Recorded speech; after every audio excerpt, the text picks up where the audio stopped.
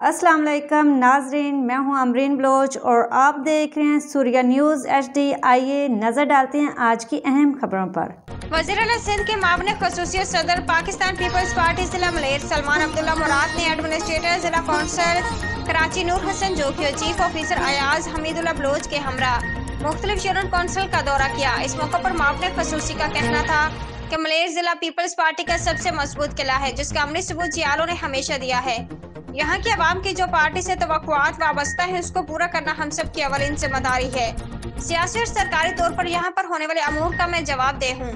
मुझे बखूबी इल्म है कि आवाम के मसाइल को किस तरह से हल करना है, जिसके लिए कड़ी मेहनत पहली शर्त है। गुज़श्ता दिनों कुछ सियासी मसरूफियत के सबब इलाकाई दौरा मुमकिन नहीं हो सका, लिहाजा मुझे बताया कि इस दौरान क्या काम हुए, मैं खुद फील्ड में जाकर उनका मुआयना करूँगा।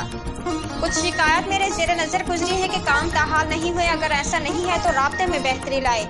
मुंतखब नुमाइंदों की जानिब से जिन अमूर की निशानदही की गई थी, उनकी क्या पोजीशन है, फौरी मतला करें। जितना सहल निज़ाम जिला कौंसिल का हिस्सा बहुत कम अदारों में होता है, इसके बावजूद स्कीमें ताखिर इंसानी गलती के ज़मरे में नहीं, गफलत में आती है।